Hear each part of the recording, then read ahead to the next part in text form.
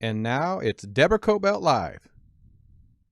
Hi, everybody, and thanks for joining us today on our show, Deborah Kobylt Live. And boy, I'm just honored to have our guests today, Mark Victor Hansen and Crystal Dwyer Hansen, who wrote the book Ask, The Bridge from Your Dreams to Your Destiny. This is a terrific read. Thanks, both of you, for joining us. So happy to be here with you, Deborah. More than delighted. Yeah, you guys are just awesome.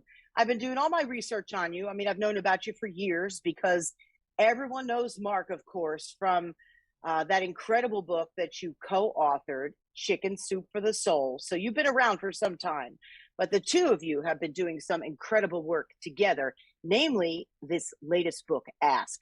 So whoever wants to take it first, tell us about Ask. What's it about? Go ahead, You go.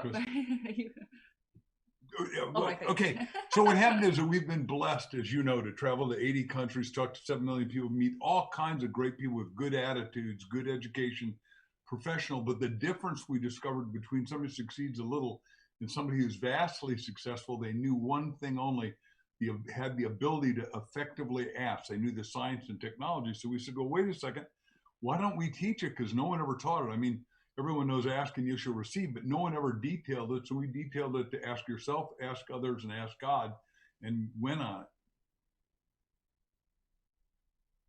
Wow. Do you mind telling me a little bit about, let's get a little bit specific, because there's lots you can ask for, right? You're a young person, you can ask something from a teacher. You can ask something from your kids, your spouse, in a boardroom. We were talking about that earlier when we were off camera. And it depends upon where you are for the ask, right? Can we break it down a little bit? Maybe Crystal, you could do that for me. Yeah, absolutely. So it's important to distinguish that there are actually 3 channels through which we all need to learn to ask, because each of those channels is equally important. So a lot of people, when we first think about like asking, people relate to that like, oh, I'm afraid to ask. I mean, so many people are afraid to ask somebody else for something. And that's a part of the asking journey, is asking, being able to ask others. And we'll get deeper into that because it's a super important part. It is. But those 3 channels are ask yourself, ask others, and ask God or universe, or however you think of God, right? Higher self. Right. Because to really have a totally successful journey, you need to be able to understand each of those channels, because the ask yourself part is the reflective journey. And it really all starts there, Deborah. We cannot go forward unless we know where we are. And the only way we know where we are is to start asking. So we say there are actually 3 phases of that ask yourself part. You know, where am I now? Is what I'm doing working? Do I even like it? Am I happy with my life? So few people I know, as a life coach, transformational coach, you know, stop to ask themselves these questions, and they are life-changing. They are instrumental. They can cause a complete pivot in your life if you're willing to take the time with yourself. So where am I now? And all the little sub questions that come after that, right? And then where do I want to be? So few people really stop and take that time with themselves. Where do I really want to be? And Mark and I say, when you go to that phase, you need to ask that from the nth degree of your greatest imagination, right? Because God gave us this incredible imagination, but so few of us use it, right? We can literally paint any picture, and our imaginations are so powerful. If I tell you to imagine biting into a lemon right now and bite down hard, that squeezed juicy lemon, you're going to start to salivate, right? That is your amazing mind seeing, feeling, understanding that lemon. And if I put nodes on your brain and measured it, it would look like you just bit a lemon. So imagine that we're imagining, like asking, what is my greatest life? Like, what am I here for? What do I really want? Where do I want to go from here? And then when you go after those answers, start to envision the greatest you on that stage of your imagination. You know, the answers will start to come to you. Don't hold back. Go to the nth degree of, this is what I'm seeing. This is what I'm wanting. The more vividly you imagine what you're asking for, the more you will absolutely manifest it. And when you visualize that like that, and you do it with emotion, it's the feelings and the immersion into that when you're asking these questions that really start to change your attractor field. I mean, the law of attraction is very real. It's quantified through quantum physics. I mean, we really know that now scientifically. So it's so powerful how you ask, and this asking yourself part. So the three phases again are ask yourself, ask others, and ask God are the three channels through which to ask. And then the three phases are, where am I now? Where do I want to be? And what are the specific action steps that I need to get there? Because, you will start to get answers, Deborah, but then people hold back. They're like, did I really hear that? Could I really do that? And that's all about, when you think of that person, when you start to get that answer, when that book comes in front of you and it seems to be the perfect solution, pick it up, read it, take action, do something about it. You have to put your asking journey, on the ground in this lifetime.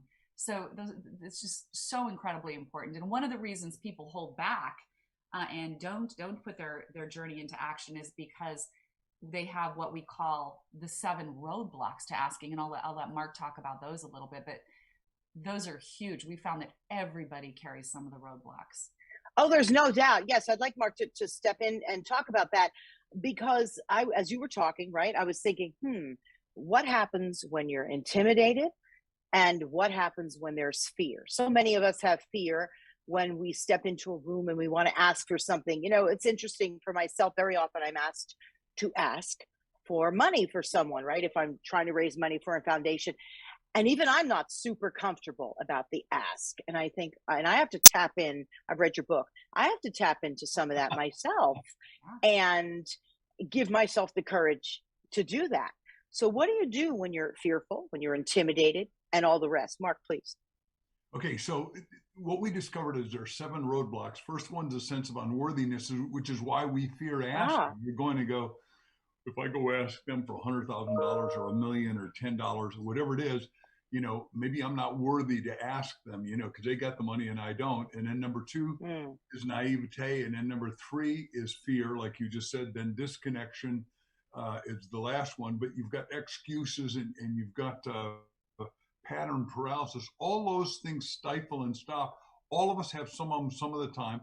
And what happens is, the way we wrote the book is that we wrote everything we knew. Then we interviewed the 26 best askers in the world, and their stories implode your mind so you can overcome all your stuff. And what happens is, you've got to shrink the fear. This is why Crystal said visualize, and you shrink the fear and you make it disappear, so to speak. What about taking notes, right? If you're walking into a room and you're just afraid, you're intimidated by the room. Do you have any sort of, tools for people to use about the ask? They want to ask, but they're walking into there going, gosh, should I?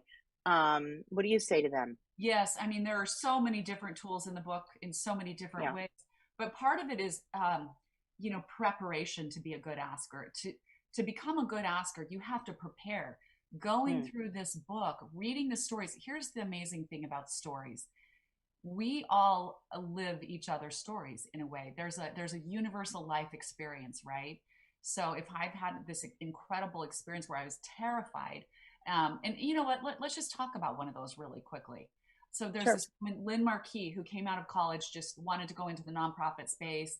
She loved helping people. So the first thing she did was set up this camp for children, for disadvantaged children, right?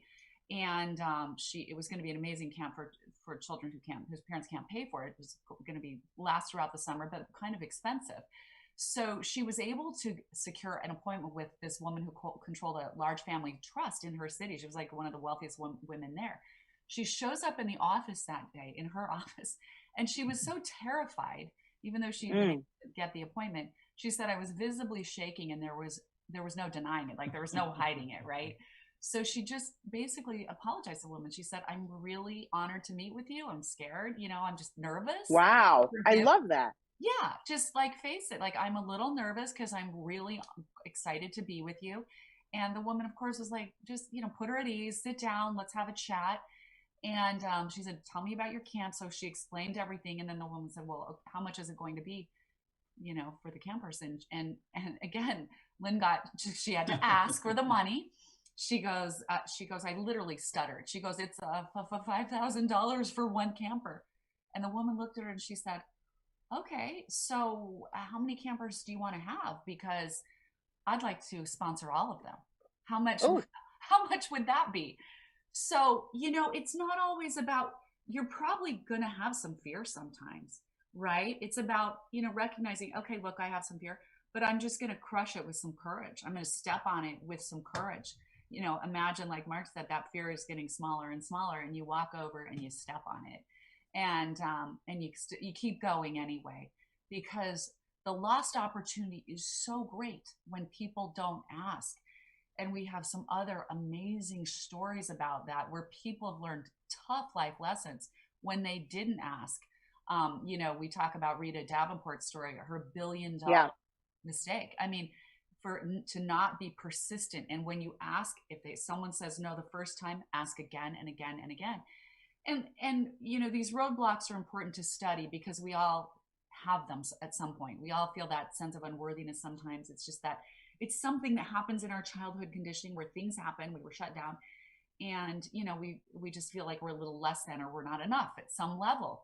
Everybody's gone through that. The fear, the pattern paralysis. The pattern paralysis is an important one, where we did the same thing last week and last month and last year, and it's not really working, but we're still, people, that person, and I've been there myself. You do it next week and next month and next year, until you finally go, I'm going to intervene with questions, because questions change everything.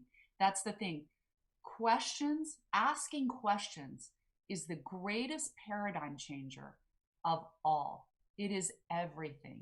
Because the minute you ask a question, you're giving yourself a direction that there's something different than what you have. You're opening yourself up to a new possibility, right? Boy, as a journalist, I know that. I ask questions for a living, right? It's like all day, which is wonderful, whether it's someone who's down the street or a politician. And you do have to know your audience and how to ask. And by audience, I mean, who are you asking exactly, And that's another thing I want to get to both of you. How do you ask? How do you keep emotions out of your ask? Or do you keep them in your ask? Do you know what I mean? Like, do you keep it all professional? Or do you put a little of yourself into it, just as you were describing, Crystal, in that one example? Mark, if you want to take that one. Yep. There's so many different ways to do it, and then I'm going to talk about an example, something that happened to me. So go ahead. Okay, so the 2 levels to handle it. If you're going to burst out into tears during it, then probably not a good idea to do it. But if you simulate it, right, in your imagination, and you just keep going over, asking the question and expecting them to answer in a positive and correct way. And back to what you said, is you got to ask the right question to the right person, the right time, in the right way to get the right result right here, right now. We're forever asked to do charities. Like we just got done being co-chair of Child Help, which helped 11 million kids out of abuse, neglect, and sex trafficking. So we are forever. They're terrific. Yeah. Yeah. I said they're terrific. I know them. Go ahead. Do this and yep, we'll do it, because somebody's got to take care of the people that can't take care of themselves. So, you just get to bigger, better questions. I like that. Let's talk about women. Very often, perhaps I'll start with you, Mark. What do you do? I was in a board meeting the other day, and I noticed the women around the room were a little apprehensive to ask for what they wanted and to respond to what was happening in the room with some of the men. How do you do that when you're feeling intimidated around the room if you're a woman? And go ahead.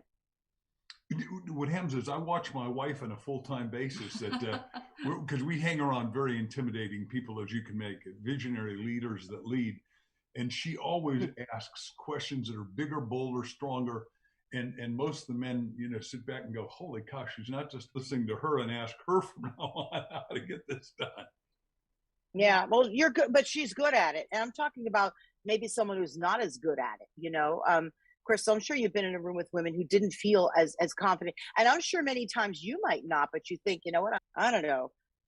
It's worse, because you're never going to get an answer anyway. So you might as well go for it. And I don't know, maybe something doesn't happen out of it, or you go for it and something does. But how do you handle that? Or how, especially your younger self, right, when you were just coming up in the world and figuring out who you were? How did you handle that? Right. Rooms full of men, which is why girls in high school I sent my girls to an all-girls school, because they've done studies that show girls in all-girls high schools will participate. They'll have the answers. They'll raise their hand a lot more and ask more questions. If they're a bunch of boys around, they're like, oh, what are they going to think of me? Da, da, da, da.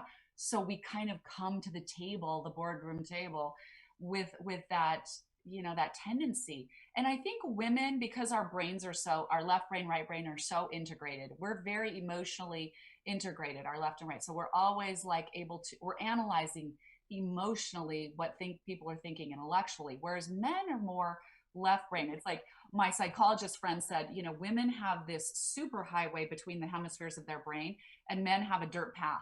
It's like they're just right. So the left brain, it serves them sometimes, because like they're not caring emotionally what anyone thinks of them. They're not paging back and forth like women do in their brain. Oh, what are they going to think of me? Da, da, da. They're just like, here's what I want to know, I'm going to ask. And I think we need to kind of put on that hat when we go into these situations where we as women need to be strong and ask the questions. So put on that hat where I'm going to be sincere. I'm going to sincerely seek out the knowledge that I need and want. And really take yourself emotionally out of the picture. It's not about me. It's not about how I look. It's really about the target of what I'm trying to serve. What am I trying to serve here? Because when you're in those board meetings, you're there for a bigger purpose. And so if you can kind of put your own self-image aside for a little while and stop doing that brain. Yeah. So we just get more compartmentalized and say, I'm going, and if you ask sincerely, with warmth and sincerity, I think people really like that. And like Mark said, men in the room will really value. Now, the flip side of that is, when are men bad askers? When they have to look like they don't know something, like asking for directions. They do not like that. Nope. Right. I can't tell you how many times I've been in that situation. I get it. Yeah, you're right. So then what? They just have to find their sweet spot? Mark, you can answer that one. Do you ask for directions often? You said y'all were traveling around doing your speeches this year by car, clearly because of COVID. Are you pretty good at asking for directions? I had this little thing called a GPS, so I'm really good. but there are a lot of times when he is surprisingly, I would say, brain integrated like that. Like, he is the one guy that I know that will ask anybody anything. And part of it is he wants answers now. And so he's not going to have to prove that he's a big man and he'll figure it out himself. He's just like, if that person knows, I'm gonna find out. Hey, do you know where this is, or do you know where that is? Mark is one of the boldest askers for anything I've ever seen. When I wanted to sell more books than anyone, I interviewed the 101 best fiction and nonfiction authors. I didn't ask how to write, because that's what everybody asks Stephen King or whoever. I said, tell me how you marketed more, how you sold more books. And then I took copious notes. And then I did everything everybody did. And obviously we sold 500 million books, which is impossible. But 1 million. Wait, how many books total you said? Billion, spelled with a B. 500. Right. 100 million. I said, well, look at the background here. And how many? It just kept going. I mean, there was another one and another one and another, the mothers, the teenage, the dog, the cat lovers, dog two, cat two, it just, people literally ate them up, because literally, humanity and to each other. I really think there was something to that. And the funny thing is how many times they got rejected. I think that's the big lesson here, Deborah. 144 publishers turned. I just have to stop you for a second, because it used to be on my mom's night table, right? I mean, everyone I know has had the Chicken Soup for the Soul, that book, and then the series. I mean, how many chicken soups are there? How many in the series? There's so many. I lost count. Yeah. What's that? 254. Right now, there's a best movie out called Best Seller. I think that's extraordinary, and I love the concept stays consistent, but it's just the subject matter changes around it, which is what I love. Talk to me about how you even started that and envisioned it, please. That's amazing. Jack and I were both talking down at 6,000 people down in San Diego. He came up to me at the end. He was the kickoff, and I was the tie-up, but I didn't get to meet him that day. And he comes up and says, I'm Jack Canfield, that night. And he said, man, I've never heard anyone tell stories like you. So we decided, we had a Vulcan mind meld from the get-go. Took us 3 years to do the book. Nobody wanted it. And luckily, like I said, I've been selling since I was 9 years old, because I had to buy all my own clothes. NEXT. And then you go on to the next thing. And then back to your question before this one, Crystal and I give 100% of permission to every one of your listeners and viewers to go ask, even though they don't believe they can. We give you the competence, and all you got to say is, but I heard them on Deborah's show. And can I add one thing to that? You're so cute. Yeah, please. Just because someone tells you no doesn't mean they're right. Because if Mark had taken all of those no's for an answer, the world would not have chicken soup. He was told things like, nobody wants these little happy stories. Well, guess what? All those publishers, 144 no's, were flat out wrong. So when someone tells you no, don't believe they're right. They're not right. You know what you have inside. Keep asking. You just haven't met the right team. You haven't met the right connection. You haven't met the right person or the perfect timing on the opportunity. Keep asking. As you delve into the asking yourself part, right? You're going to get clarity on what you're supposed to be doing and how to move forward. You'll get those answers. You know, the asking others part is that bonding journey. We have to ask others in this journey to do our life. We can't do this life alone. Nobody can do this life alone successfully. So the ability to ask others is critical. It's our bonding journey. All of it's really important, or maybe that's all you need to ask somebody else. But even asking for feedback can change your entire life, because something somebody might say to you when you've done your inner work, when you've asked yourself, ask God, universe, you know, when you've done your inner work, those opportunities show up. And so that life, you know, your relationship life, your career life, or your health and wellness, we cover all those sections in the book, because all of those things. You know, what do you do if you ask someone in your personal life for something and they don't budge, and you need something to change in order for you to feel that happy? You know, I was talking to a friend of mine yesterday about a personal situation she's going through, and she's asked and comes up to sort of a wall all the time. And I said, you know, I didn't have an answer for her. What do you do when you just come up against a brick wall, you guys? Right. So you're talking about interpersonal relationships where someone, maybe their behavior isn't, you know, you're not feeling like the giving or something that is one of your core needs. That's when you need to go into a room by yourself and really start asking yourself, what do I really need? What is a non-negotiable for me? What is non-negotiable for me in a relationship? What can I not live without to feel full? And those things happen. You might end up with Mark and I have both been in previous marriages, because you realize, not to make that person a bad person, they're not a bad person. Right. There may be something that is in your value construct that you value so much. It's like, you know, water. You need it. You love that. And if that person is not able to meet you at the table, you know, then you do have to ask yourself, you know, is this, can I stay in this, or is it better for me to move on to a different situation? Which is why this book is very important. There's many levels to it to, I think, give us all confidence on how to ask, whatever it is that we're asking for, and wherever we are in our lives, and whatever age we are as well. This is a powerful book for all ages.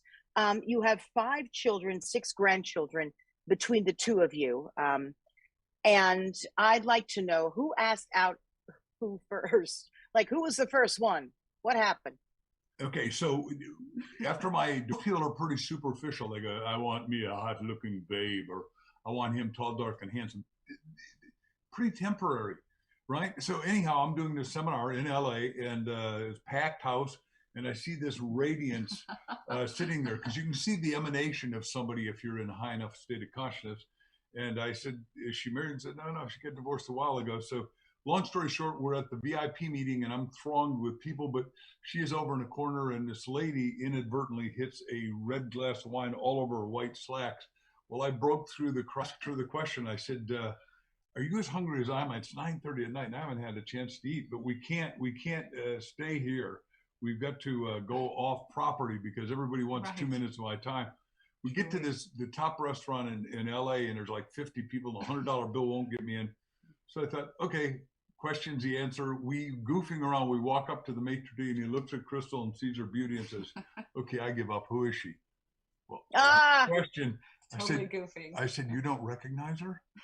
Now his mind's on steroids through people and all the magazines. And he says, no, who is she? Well, we're of Danish descent, so I'm goofing. And I said, she's a queen of Denmark. And he goes, no, she's not. Holy cow, she is. So who are you? Back to questions. I said, well, who travels with a queen? Oh my God, you're the king. Hold on one second. It was so funny, Deborah. we were in such a joyful mood that we were just being silly, but it just felt That's like, right? We did Totally. something very similar when we were traveling somewhere. It's a very funny story, but I'm not going to tell it too long. But I love that story. That's adorable. Was it sort of, did you feel the same way, Crystal, when you first met him? I did. It was really amazing because we just sat at that dinner and it was like the most amazing, it seemed so natural. And it was interesting because I had planned my whole summer. I was more recently divorced than he was. He'd been divorced for 3 years. I was like, I'd planned my whole summer because I was really protective about my children, not bringing Right. anyone into their life. I'm not going to date this, when they get out of school, I want to keep the summer clear. So we had all these trips planned. I'm just like, and he's like, well, are you, dating now? And I was like, not yet. I really plan my summer. He's like, when you're a free agent, let me know. So it was the best thing though, because we stayed in touch by phone all summer long. And we just off my patio looking up at the stars and we would just have these beautiful conversations. No pressure, no dating, no one, just getting to know each other. So by the time fall came, the kids went back to school, I was ready to date and we started dating. And it was really a wonderful way for us to get started. Just to bring it full circle about your book, that wouldn't have happened without the asked and got yourself in the right situation for yourselves, both of you, and you left yourselves open for the right opportunity, which really is what this book is about, right? You learn to ask, whether it's personal, whether it's professional, Amazon, or your website. But where can people find you?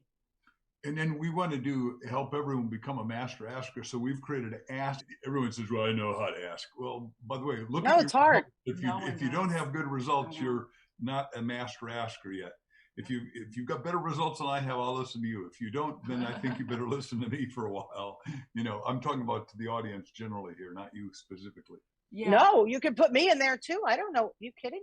When we think we have all the answers, forget it. The fact that you are both always, okay, so you created that, right? So your audience can get into that space, right? So we want, everybody can join us for that. It's askthebookclub.com. It's a free webinar. Come to it, learn more, because people are going nuts. We're actually getting, we just are signing a contract today. There's a movie production group that wants to make The Fable of Michaela into a movie. Because people are feeling the power of that fable. It's like every woman, every man's story, and it's so transformational. So, so come to us, Ask the Book Club, join us for that. We're going to be holding more events this year. We're building a whole course on asking because people, it's crazy, Deborah. We've done a lot of things in our lives. We've never had people come to us, other coaches, and said, this book is so full of information. Will you please do a course on it? I want to teach all of my clients. So we've done that. So we'll be launching the course very soon.